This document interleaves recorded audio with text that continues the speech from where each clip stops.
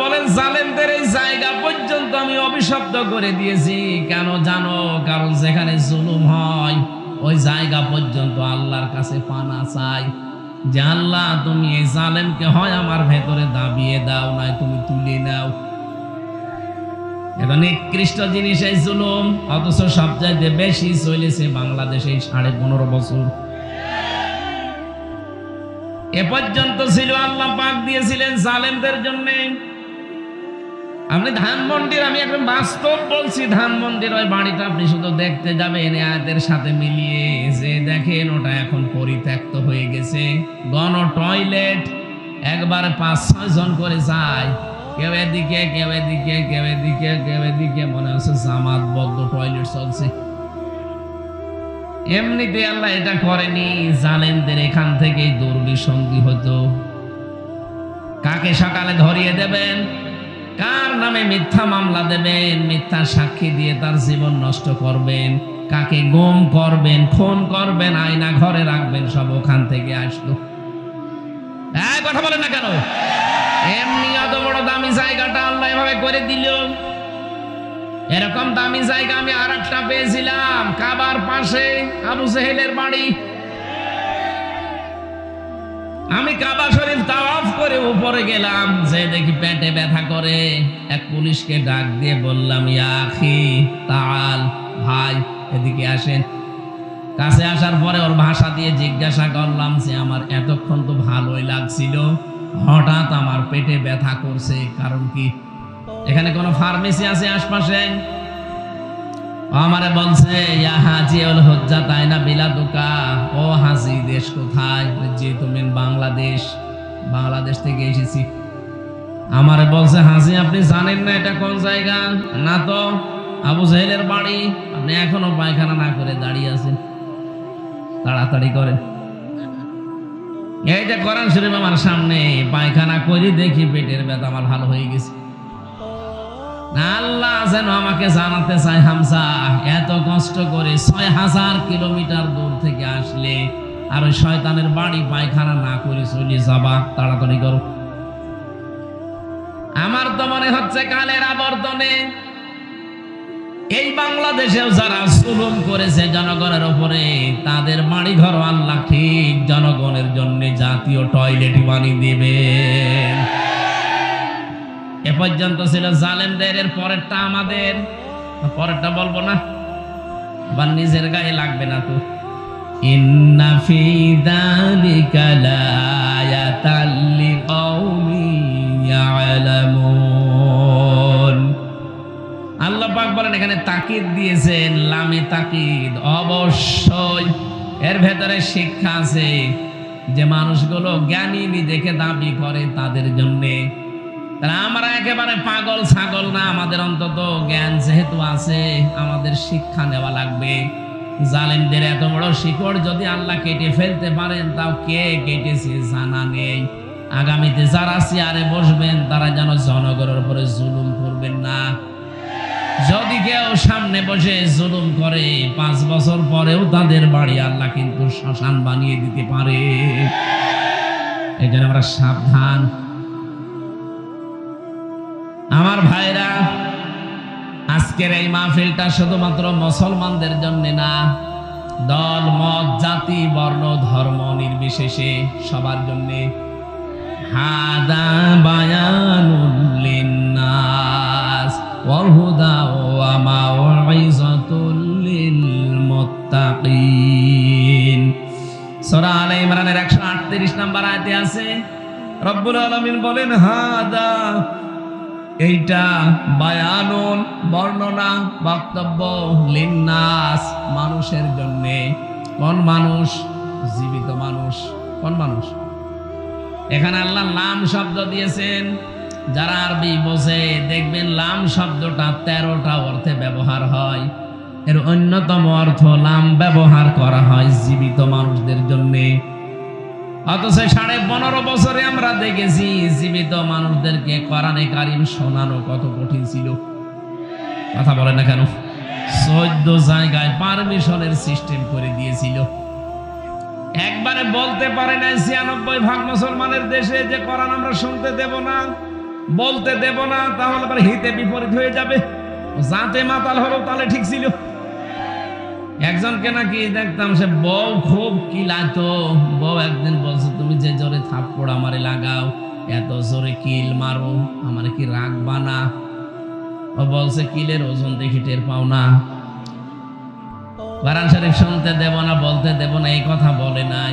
এমন সিস্টেম চালু করেছিল যে 14 জায়গায় পারমিশন নেওয়া লাগবে। 13 জায়গায় আপনি নিতে পেরেছিলেন, 14 নাম্বার জায়গায় যে যদি আপনি বলেন যে অ ক ম, ওনার কাছে যে বলবে না, হবে না, ওরস দেন। আমি নিজে দেখেছি এই কালিয়া করে যিনি দায়িত্বে ছিলেন, অ ক ম, বাকিটা আমি জানি না। একজন আমাকে বলছে যে অ ক ম মানে অকর্মা, নাউজুবিল্লাহ আস্তাগফিরুল্লাহ, থক্কু। আসলে একটা অকর্মা। আপনি বলেন, আপনাদের এখানে দাঁড়িয়ে আমি এমনি বলছি না, আসলে একটা অকর্মা। মুক্তিযোদ্ধার তালিকা করেছে, জামাত ইসলামের মাত্র নাম দিয়েছে 37 জন, আর আওয়ামী লীগের নাম দিয়েছে 1060 জন। ওটা অকর্মা না? আপনি যদি অকর্মা না হবে তো কিসের তালিকা বানালেন? তারপরেও 11 জন তারা মরে গেছে, 2 জন এখনো জেলে আছে, 13 জন, আর বাকিগুলো কনে কনে পালিয়ে আছে। আর আপনি এমন তালিকা করলেন, নিজের দলের নাম দেয় মানুষ, এত পাগল। এই জন্য এরকম অকর্মাকে দায়িত্ব দেওয়া ঠিক হয়নি। এরকম ভালো মানুষ দেখে দায়িত্ব দেওয়ার দরকার ছিল, যে অন্তত বিএনপির 10,000 নাম তালিকা করে দিত। কথা বলে না কেন? আওয়ামী লীগের পর্যন্ত 2 জন, তাও সন্দেহজন। এক কথা বলছে না? আমার ভাইরা, যে 14 জায়গায় পারমিশনের যে সিস্টেম আপনি করেছিলেন, আমার আল্লাহ কিন্তু একেবারে সরাসরি দেখিয়েছেন। 1500 বছর আগে কোরআন প্রসারে বাধা দিত আবু জেহেল, আর 1500 পরে বছরে আমরা পরে দেখলাম 90 আবু জেহেলরা বাধা দিয়েছে।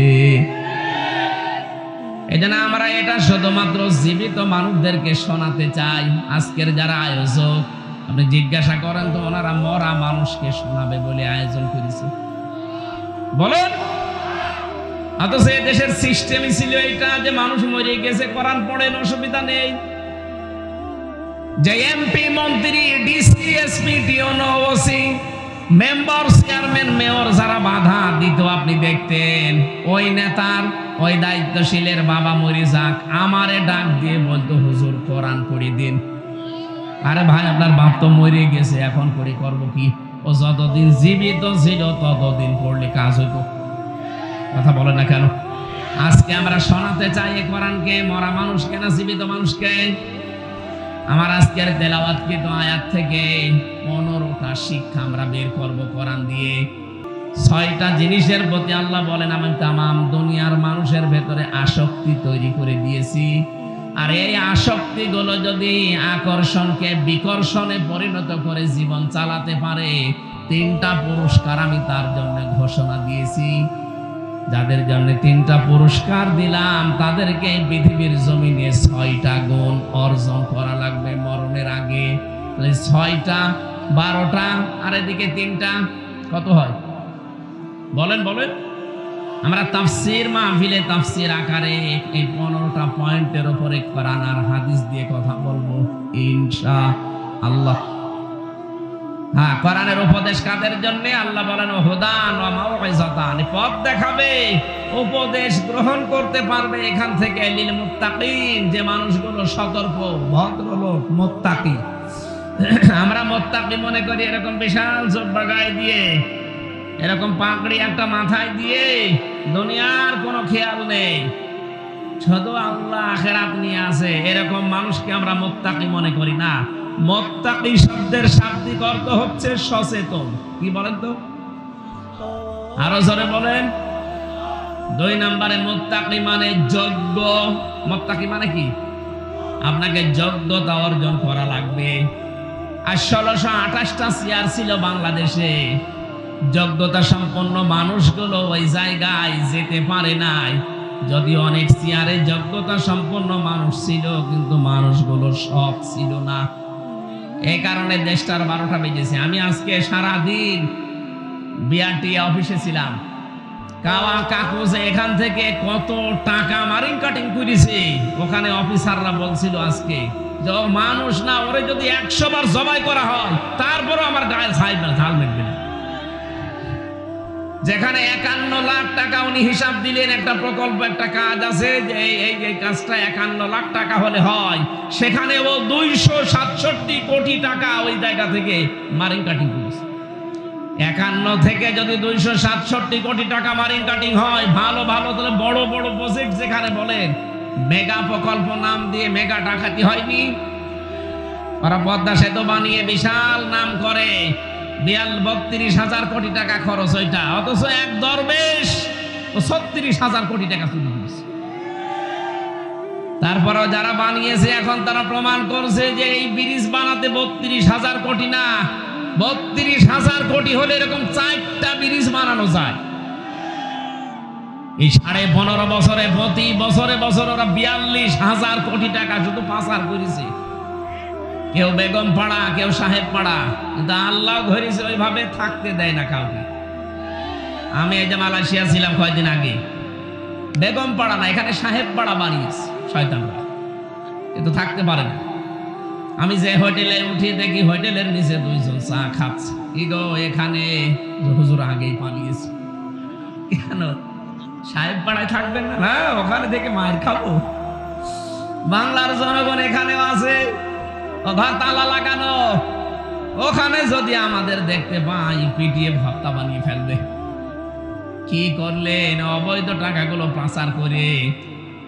এদেশে এখন যারা বিশেষজ্ঞ, আমি কয়েকদিন আগে একজনের সাথে যাচ্ছিলাম মৌলভীবাজারে, পাইলট, হেলিকপ্টারের পাইলট আমারে বারবার বলছিল, হুজুর এই যে নিচে তাকান, দেখতে পাচ্ছেন এই জায়গাগুলোতে বহু মানুষের কর্মসংস্থান তৈরি করা সম্ভব ছিল, কিন্তু জালেমরা টাকাগুলো সব বাইরে পাচার করে দিয়েছে। ওরা যদি টাকা বাইরে পাচার না করে শুধু এই দেশে কর্মসংস্থান তৈরি করত, 36 লাখ যুবক এখন বেকার। এরা বাইরে যে পায়খানা সাফ করে, রাস্তা পরিষ্কার করে, করা লাগতো না। এদেশে সম্মানজনক কর্মজীবন নিয়ে বেশি থাকতে পারত। কোনদিন এদেরকে ক্ষমতা থেকে লামা রাখতো না। 36 লাখ যুবক তাদের কর্মসংস্থান পেয়ে যেত, তাও হালাল ভাবে। ও শয়তানরা টাকা পাচার করে খেতেও পারে না, এখন আর দেশেও আসতে পারে না। কি করলেন আপনি? এজন্য কোরআনের আজকের এই 15টা পয়েন্ট আমি মনে করব যারা সচেতন এখানে আছেন, যারা যোগ্য এবং যারা সৎ হতে চান, তাদের জন্য আল্লাহ যেন আমি সহ প্রত্যেককে সহজভাবে বুঝে এখান থেকে শিক্ষা নেওয়ার তৌফিক দেন। আরো জোরে বলেন। সব কিছু বাদ দিয়ে আমরা সরাসরি কোরআনে প্রবেশ করছি। বলেন আউযু বিল্লাহি মিনাশ শাইতানির রাজিম, বিসমিল্লাহির রহমানির রহিম। যুয়্যিনা লিন-নাসি হুব্বুশ শাহাওয়াতি মিনান নিসা। প্রথম শব্দ এটা। সূরার নাম সূরা আলে ইমরান। কি বললাম? 200টা আয়াত আছে, 20টা রুকু আছে। আমরা মাত্র একটা আয়াত পড়েছি, এখান থেকে আরম্ভ করেছি তাফসীর আকারে। 14 নম্বর আয়াত, 14, 15, 16, 17 এই 4টা আয়াতের উপরে কথা বলবো। থাকবেন আপনারা ইনশাআল্লাহ? অন্তত 40-45 মিনিট সময় আমাকে দেন, আমি সামারাইজ করে ফেলবো ইনশাআল্লাহ। সহজ সরল ভাবে আপনাদেরকে বোঝানোর তৌফিক আল্লাহ আমাকে এখনই দান করুন। গাজীপুরবাসী, আলে ইমরান, আলুন শব্দের শাব্দিক অর্থ হচ্ছে সম্মানিত। ইমরান মানে ইমরানের, আলুন মানে সম্মানিত বংশ, ইমরান মানে ইমরান। এটা হযরতে মরিয়ম আলাইহিস সালামের বাবার নাম, হযরতে মূসা নবীর বাবার নাম। 2 জনের নাম ইমরান ছিলেন। পৃথিবীতে এই 2টা সম্মানিত বংশের নামে আল্লাহ সূরা দিয়েছেন। তাই বলে সূরা আলে ইমরানের ভেতরে শুধু এই 2 বংশের আলোচনাই নেই, আরো অনেক আলোচনা আল্লাহ আমাদেরকে শুনিয়েছেন। সম্মানিত বংশ হওয়ার জন্য যে সমস্ত গুণ দরকার, তার ভেতরে সূরা আলে ইমরানে হযরতে ঈসা রুহুল্লাহ, তার নানা ইমরান। মুসা কালিমুল্লাহ, তার বাবা ইমরান। এই দুইজনের নাম সম্মানিত বংশ বলে আল্লাহ আলে ইমরান বা আলু ইমরান দিলেন কেন? মুফাসসিরিন ইকরাম জানিয়েছেন, দুনিয়ার ভেতরে সব বংশকে আল্লাহ সম্মান দেয় না, সবার কদর আল্লাহ পৃথিবীর মানুষের অন্তরের ভেতরে বসিয়ে দেয় না। এই এদিকে তাকান, এখানে কি এত আপনারা শুনতে এসেছেন না গল্প করবেন? একটু চুপ করেন। মুরব্বী একটু পিছিয়ে দেন তো, এটা একটু পিছিয়ে দেন তো, হালকা পিছিয়ে দেন, হালকা। বস বস, ঠিক আছে।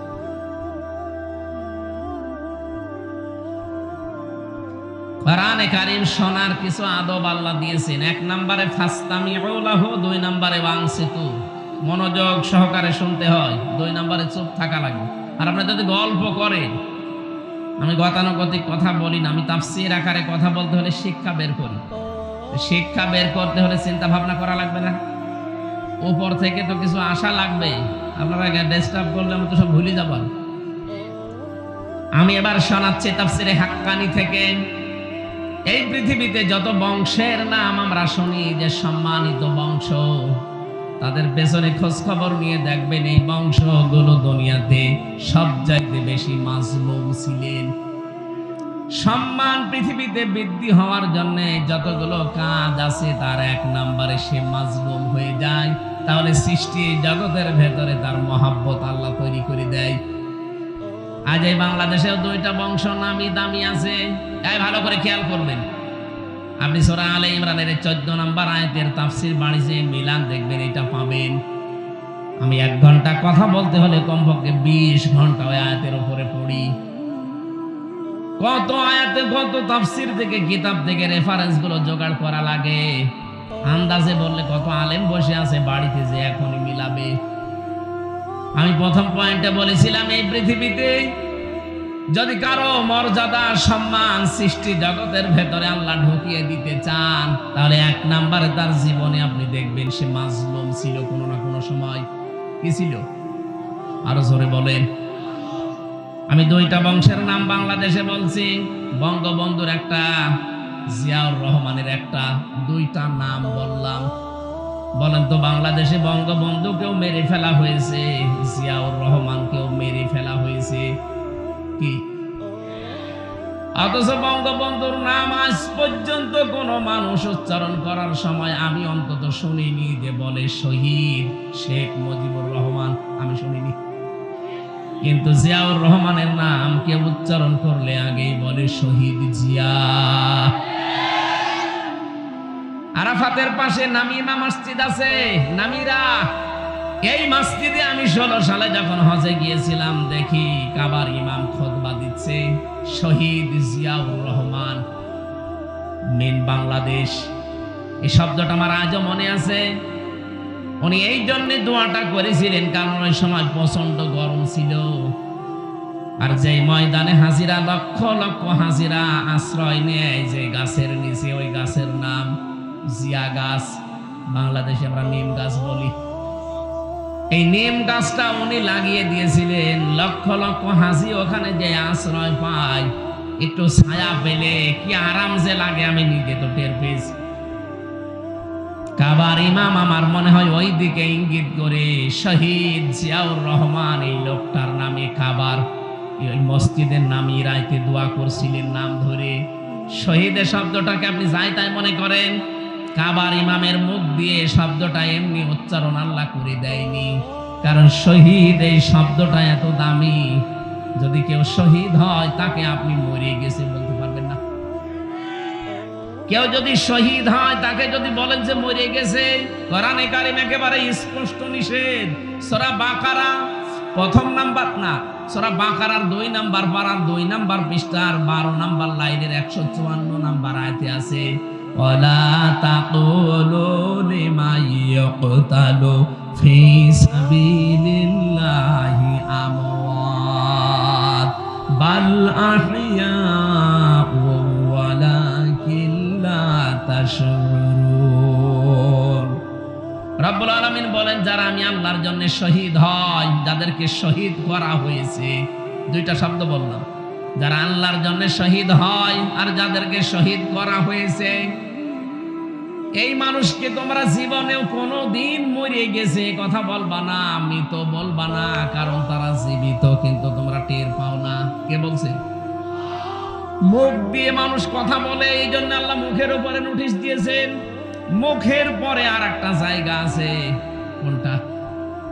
অন্তর।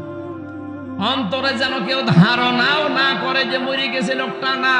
ওয়ালা তাহসাবান্নাল্লাযীনা কুতিলু ফি সাবিলিল্লাহি আমওয়াতা বাল আহইয়াউন ইনদা রাব্বিহিম ইরসাকুন।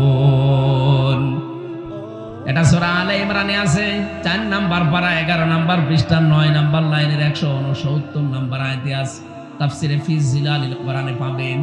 আল্লাহ বলেন ধারণাও করবি না, মুখে তো বলবি না, ধারণাও করবি না অন্তর দিয়ে যে যারা আমি আল্লাহর জন্য মারা গেছে, শহীদ হয়েছে, যে বলবি না যে মরে গেছে। না, যারা শহীদ হয় এরা মরে না, এরা জীবিত, এরা আমি আল্লাহর কাছে খাই। সুবহানাল্লাহ বলতে পারেন না? বলেন তো, ঘুমিয়ে থাকলে খাওয়া লাগে? বলেন না কেন? জেগে থাকলে? আরো জোরে বলেন। খেলে মানুষের রক্ত, গোশত, চর্বি এগুলো তৈরি হয়। এই জন্য শহীদ যারা, এরা যেহেতু মরে না, জিন্দা, জীবিত, ওরা কিয়ামত পর্যন্ত আল্লাহ নিজে ওদেরকে কুদরতের খাবার খাওয়াবেন। দুইটা পরিবারের নাম বললাম, দুইটা পরিবারই বাংলাদেশের। একটাকে মানুষ আজ ফ্যাসিস্ট বলে জানে, আর একটাকে আজ মানুষ বাংলাদেশে মাজলুম পরিবার বলে জানে। এমন মাজলুম ছিল, আপনি তাকান, মারা গেছে লোকটা কতদিন আগে, শহীদ হয়ে গেছে, তাকে শহীদ করা হয়েছে। তার বিধবা স্ত্রীকে এক কাপড়ে পর্যন্ত অনেকে হিংসার বশবর্তী হয়ে বাড়ি থেকে বের করে দিয়েছে।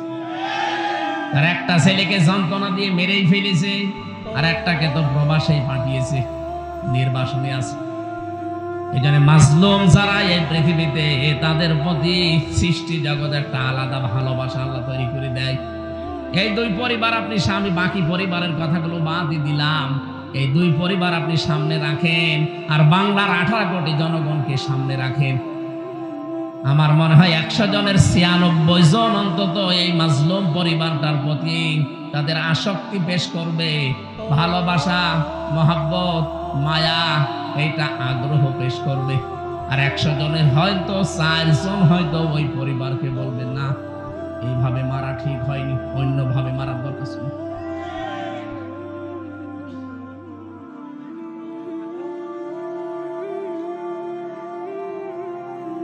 মেজর ডালিম আপনি দেখেননি, কয়েকদিন আগে বলছে 2 জনকে আমরা বাঁচিয়ে রেখেছিলাম, এমনি বাঁচিয়ে রাখেনি, জনগণ যেন টের পায় যে কেন তাদেরকে মেরেছিলাম।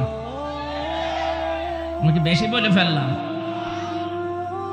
এই 2 জনকে যদি ওই সময় আল্লাহর কাছে পাঠিয়ে দিত, তাহলে এই 2732 জন মানুষ মরে যেত না, 2780 জন মানুষ হাসপাতালের বেডে কাতরাতো না। এই কথা বলছে না কেন? কত মানুষকে গুম করা, খুন করা, বিশেষ করে আয়না ঘরে রাখার মতো এই দৃশ্য পৃথিবী দেখতো না। আমি নিজেও 10 দিন ছিলাম আয়না ঘরে, মিনি ছোটটায়, বড়টায় আমাকে নিয়ে যায়নি। আমি ছোটটায় টের পেয়েছি যে কি আযাব দেয়। ছোটটায় যদি অবস্থা হয়, বড়টায় কি হয় আপনি নিজেই বলেন। আপনি যে বলেন যে কি হয়েছে যে আপার পালিয়ে যাওয়া লাগলো, আরে ভাই আপনার উপর তো হয়নি। যদি 100 ভাগের 1 ভাগও হয়তো আপনার উপরে, আপনি টের পেতেন। আপনি তো ছিলেন শুধু মাল কামানোর ধান্দায়, আগে কি সুন্দর মাল কামাইতাম। আমি এখান থেকে 27টা বিষয় পেয়েছি তাফসিরে। কোন মাজলুম যদি সত্যি, কোন মানুষ যদি মাজলুম হয়ে যায়, রব্বুল আলামিন এই তথ্যটা সূরা মারিয়াম 16 নাম্বার পারা 11 নাম্বার পৃষ্ঠার 1ম নাম্বার লাইনে 96 নাম্বার আয়াতে পাবেন। ইন্নাল্লাযীনা আমানু ওয়া আমিলুস সালিহাতি সায়াজআলু লাহুমুর রাহমানু মুদ্দা। বলেন আল্লাহু আকবার। এই আয়াত যেহেতু আমার তাফসীরের বিষয় না, আমি যেখানে পড়েছিলাম ওখান থেকে আবার আরম্ভ করি। বলছি, আজকে এই 15টা জিনিস কিন্তু নিয়ে যাওয়া লাগবে। 6টা জিনিসের উপরে আল্লাহ বলেন তামাম দুনিয়ার মানুষের আমি আসক্তি তৈরি করে দিয়েছি। ভালোবাসা, মহাব্বত, আকর্ষণ, সুশোভন। এখান থেকে যদি মানুষ কন্ট্রোল করতে পারে এই 6টা বিষয়কে, আপনি এই 6টা বিষয় ছাড়া চলতে পারবেন না। কিন্তু এই 6টা বিষয় পরিমিত ব্যবহার করা লাগবে, তাহলে 3টা পুরস্কার আল্লাহ নিজে দান করবেন। আর আল্লাহ যাদের ওই 3টা পুরস্কার দেবে তাদের এই দুনিয়াতে মরণের আগে 6টা গুণ অর্জন করা লাগবে। কোরআন থেকে জেনে আজকে আমল করা আরম্ভ করবেন ইনশাআল্লাহ। 1 নম্বরে মানুষের আকর্ষণ, ভালোবাসা, সুশোভন, আসক্তি। আল্লাহ বলেন প্রথমে আমি তৈরি করে দিলাম স্ত্রীর উপরে। কার উপরে? নবীজি এজন্য আয়াতের ব্যাখ্যা করতে গিয়ে বলেন, এই এদিকে তাকা। আল্লাহর নবী বলেন আমার কাছে তামাম দুনিয়ায় 3টা জিনিস প্রিয়। 1 নম্বরে আমার নিজের স্ত্রী। কার স্ত্রী? আমার নিজের স্ত্রী। আমাদের কাছেও স্ত্রী ভালো লাগে, তবে নিজেরটা বাদ দিয়ে অন্যেরটা। এরকম মানুষ দেশে নেই?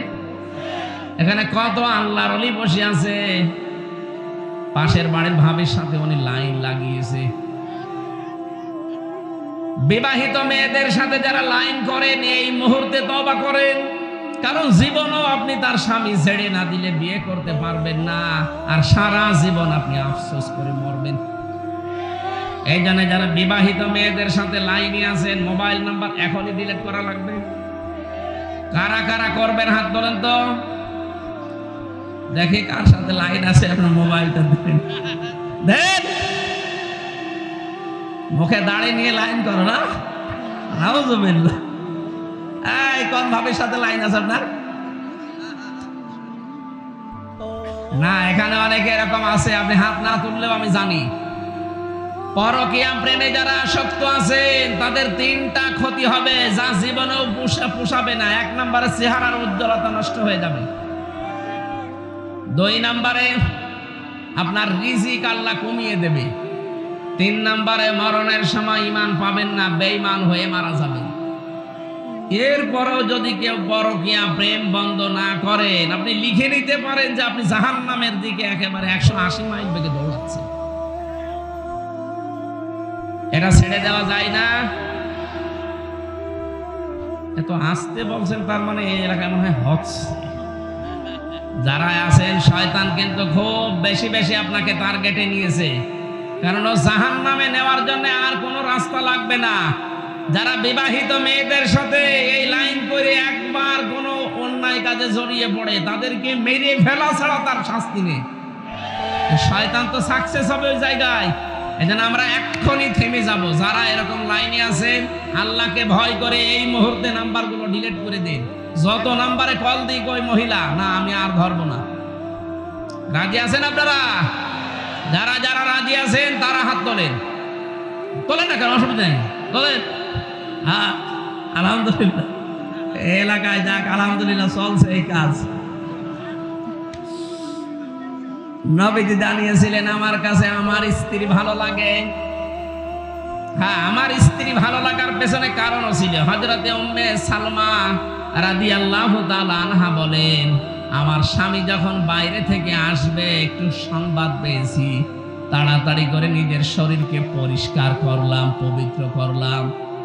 নিজের বিছানার চাদর তুলে ফেলে ময়লাটা পরিষ্কার চাদর বিছালাম। আশপাশের মেয়ে লোকরা এসে বলছে, কি সালমা, কে আসবে এত আজকে, এত সাজগোজ, এত সুন্দর কাপড় চোপড়? হযরতে সালমা বলেন, পৃথিবীর শ্রেষ্ঠ মেহমান আমার স্বামী আসবে। নবীজি এই কারণেই বলেছেন আমার স্ত্রী আমার কাছে ভালো লাগে। অথচ আজ বাংলাদেশে বহু স্ত্রী আছে, ওরা যদি সাজগোজ করে, ঘর বাড়ি সাজায় আপনার জন্য না। যদি জিজ্ঞাসা করে, কি গো আজকে এত নতুন কাপড়, বলে বোঝো না লোক আসবে। তার মানে আপনি ওর কাছে লোকই না, ওর কাছে লোক হচ্ছে ওর বিয়াই। বলে মেয়েরা, আমি এখান থেকে এই মাসলাটা বলছি। স্বামী যখন বাইরে থেকে আসবে, ইদা নাসারা ইলাইহা সাররাতুহু, হাদিস তিরমিজি শরীফ। নবীজি বলেন মেয়েদের নেককার হওয়ার প্রথম গুণ এইটা, স্বামী বাইরে থেকে আসলে শত কাজ আছে সব বাদ দিয়ে স্বামীকে সালাম দিয়ে এমন একটা ব্যবহার আচার, এমন একটা ভয় ধরবেন, এমন একটা সাজগোজ দেখাবেন, এমন একটা ব্যবহার আচার তার সামনে কথাবার্তা বলবেন, সে যেন আপনার আচরণে খুশি হয়ে যায়। এরকম মহিলা এখন 100 জনের 98 জন, 2 জনও পাওয়া যাবে না। এই কারণে আমার মনে হয় পরকীয়া প্রেম বাড়তেছে। ওরা বাইরে থেকে এসে স্ত্রীর কাছে রেসপন্স পায় না, যেটা পাওয়া দরকার ওইটা পায় না, তখনও লাইন করে। কথা বলেন ঠিক কিনা? এটা একটু জোরে বলেন, ওরা শুনুক। মেয়েরা এসেছে, সম্মানিতা মা বোনেরা ভালো করে শোনেন, শুধু নামাজ পড়া, রোজা রাখা আর কালো বোরকা পরাই ইবাদত না। স্বামী বাইরে থেকে আসলে আপনার ইবাদত, দুনিয়ার সব কাজ বাদ। স্বামীকে সময় দেওয়া লাগবে, এইটাই আপনার ইবাদত। হযরতে খাদিজার জীবনী পড়েছি, পুরা জীবনে খাদিজা 1 ওয়াক্ত নামাজ পড়েনি। যারা এখানে হাদিস কোরআন পড়ে বা পড়ায় জিজ্ঞাসা করেন, জীবনে 1 ওয়াক্ত নামাজ পড়েন উনি, একটা রোজা রাখেনি, একটা টাকা যাকাত দেয়নি, একবারও হজ করেনি। কারণ এই বিধানগুলো সব তার ইন্তেকালের পরে। অথচ আল্লাহ নিজে জান্নাতে একটা ঘর বানিয়ে তার জন্য পাঠিয়ে দিয়েছে। জিবরাইলকে বলেছে, এই ঘরটার সুসংবাদ আমার নবীর মাধ্যমে খাদিজাকে জানাও, যে একটা নয়েজ মুক্ত, আওয়াজ মুক্ত একটা ঘর আমি বানিয়েছি, যে ঘরে খাদিজা ছাড়া কেউ যেতে পারবে না। ফেরেশতা জিজ্ঞাসা করে, রব্বুল আলামিন, এই ঘরটার ভেতরে কোনো আওয়াজ নেই, নয়েজ নেই, শুধুমাত্র খাদিজা ছাড়া কেউ যেতে পারবে না, কারণ কি?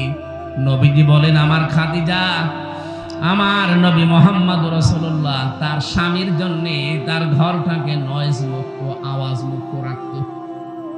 আপনিও যদি আপনার স্বামীর জন্য আপনার ঘরটাকে নয়েজ, আওয়াজ মুক্ত রাখতে পারেন, আশা করা যায় খাদিজাতুল কুবরার সাথে আপনিও জান্নাত পাবেন।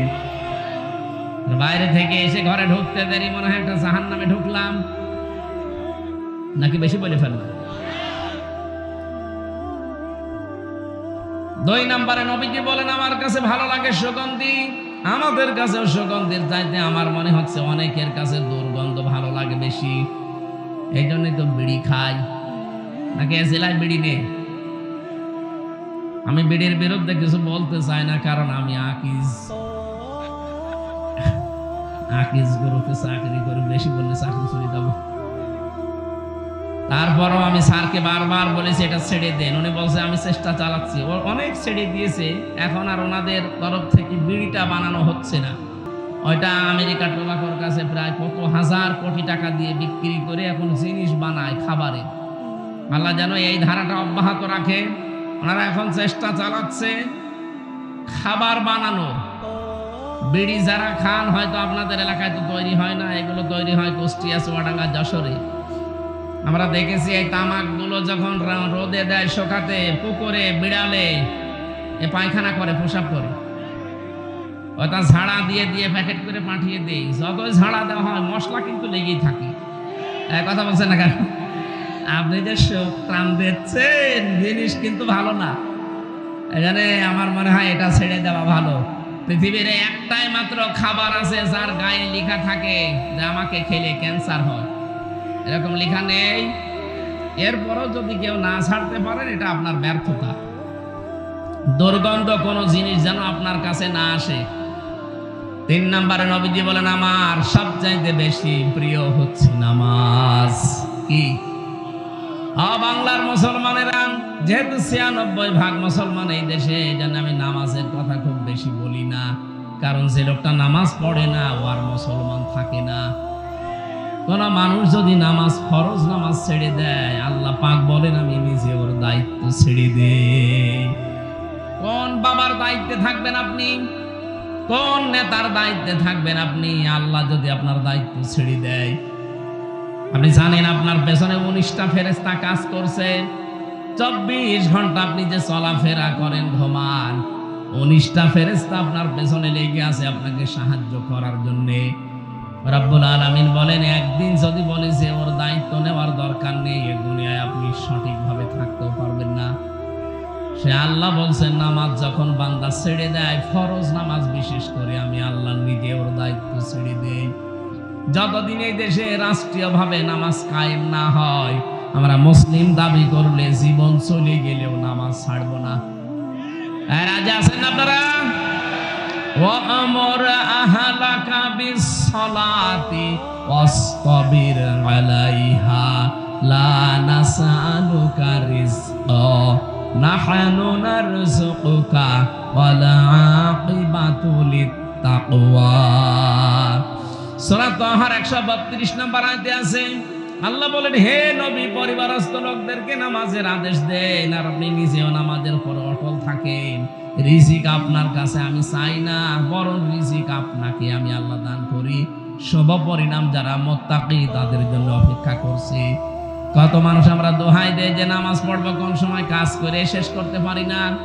আরে ভাই, আপনার চাইতে কাজ হযরতে তালহা ইবনে জুবাইরের কম ছিল না। আপনার তো পোশাক আশাকের অভাব হয় না। তালহার জীবনী পড়লাম, ওনার মাত্র একটা পোশাক ছিল, তারপরেও তিনি ফরজ নামাজ ছেড়ে দেননি। সুবহানাল্লাহ বলতে পারেন না? কিয়ামতে ওনাকে যখন আপনার সামনে দাঁড় করাবে, আপনি লাজবাব হয়ে যাবেন। যারা বলে আমরা সাংসারিক কারণে নামাজ পড়তে পারি না, আল্লাহ তোমাকে সেজদা দিতে পারি নাই, আপনার সাংসারিক কাজ কি বিবি রহিমার চাইতেও বেশি করেন আপনি? যে মানুষগুলো বলে সন্তানাদির যন্ত্রণায় ঝামেলায় নামাজের সময় পায় না, আপনার ছেলে মেয়ে কয়টা? হযরতে ইয়াকুবের সন্তান ছিল 11টা। কয়টা বলেন? আপনি তো তার চাইতে বেশি সন্তানের মালিক। সুতরাং দুনিয়ার কোন দোহাই দিয়ে ফরজ নামাজ বাদ দেওয়া যাবে না।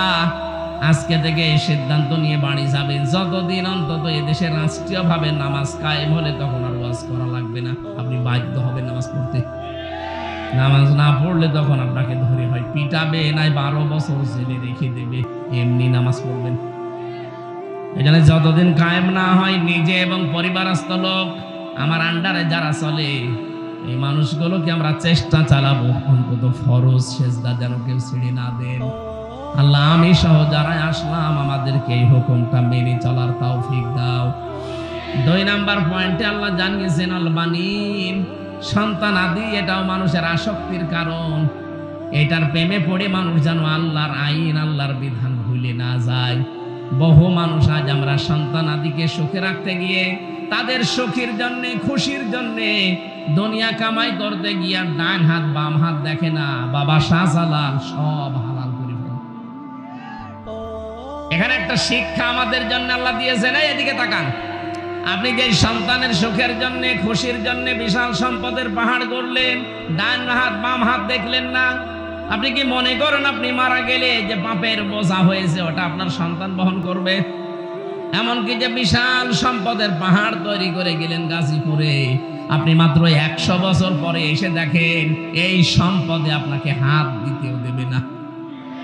আমি নিজে বলছি, আমি আমির হামজা, আমার বাবার নাম রিয়াজউদ্দিন, তার বাবার নাম জাহান আলী, তার বাবার নাম নমাজ আলী। এরপরে আমি আর চিনি না। হ্যাঁ, আমি আর চিনি না, কারণ আমার মনে নেই, আর আমি জানিও না। মাত্র 61 বছর আগেই নমাজ আলী লোকটা মরে গেছে। তার বাবা খুব বেশি হলেও না, আরো 50 বছর আগে মরেছে। সব মিলিয়ে 110 বছর। বলেন তো, 110 বছর আগে যেই লোকটা মারা গেছে, এই নমাজ আলীর বাবা যদি এখন কুষ্টিয়ায় এসে বলে, এই কুষ্টিয়ার এই 2 তলা বাড়ি আমার, এই ভিটা আমার, ওর দাঁত মুখ খুলে ফেলবো না আমি। ভণ্ডামি করার জায়গা পান? কিসের নমাজ আলীর বাপ আপনি? নমাজ আলীকে আমি চিনি না। কথা বলছেন। এই হচ্ছে দুনিয়া। আল্লাহ বলেন, এইটা দুনিয়া। তুই 50 বছরে 100 বছর পরে এই গাজীপুরে এসে দেখ তোরে ঢুকতে দেয় কিনা। আমি কি বানিয়ে বললাম? এটা 100 বছর পরে এখানে যারা আমরা আছি কেউ থাকবো না, নতুন মানুষ এই জায়গায় জমা হবে সব। ওই সময় যারা আসবো আমরা 100 বছর পরে ফিরে আসলে তারা আমাকে চিনবে না। আপনি যদি বলেন না এই ভিটা আমি বানিয়েছিলাম, এই ব্যবসা বাণিজ্য আমার, আমি ডান হাত বাম হাত দেখিনি, বহু কষ্ট করে কামাই করেছি, আমি আজকে রাতে এখানে থাকবো, আল্লাহর কসম ওই সময় যারা এই গাজীপুরে বাস করবে আপনার ওই বাড়িতে, আপনাকে এই বাড়িতে ঢুকতে দেবে না। বলবেন না, আপনার যদি থাকার জায়গা না থাকে, মসজিদে রাত থাকেন, সকালে কেটে পড়েন, এ জেলায়ও থাকবেন না, কারণ জেলায় থাকলে আপনি আবার ঝামেলা করবেন। এই কথা বলছেন এখানে রব্বুল আলামিন এইটা বারবার কোরআনে আমাদেরকে স্মরণ করাচ্ছেন। এটা সূরা মুনাফিকে পাবেন, ইয়া আইয়ুহাল্লাযীনা আমানু হাল আদুল্লুকুম লা তুলহিকুম আমওয়ালুকুম ওয়ালা আওলাদুকুম আন যিকিরিল্লাহ। ওহে যারা ঈমানের দাবি করো, তাদেরকে খুব ভালোবেসে বলছি, তোমাদের সন্তানাদি, তোমাদের সম্পদাদি, এগুলো যেন আল্লাহর আইন থেকে, আল্লাহর জিকির থেকে তোমাদেরকে গাফেল করে না ফেলে। ওমা ইয়াফআল যালিকা ফাউলাইকা হুমুল খাসিরুন। এরূপ যারাই করবে তারা ক্ষতিগ্রস্ত হবে। কে বলছে? এই আয়াতটা পড়ার পরে আমার নিজের জীবনের সাথে আমি মিলিয়ে দেখি, আমি সহ বহু মানুষ অলরেডি ধরা খেয়ে বসে আছি। এই জন্য এখন থেকে থেমে যান। আপনার স্ত্রী, আপনার সন্তান, এগুলো সব আকর্ষণীয় করে আল্লাহ পরীক্ষা স্বরূপ পাঠিয়েছে আপনার সামনে।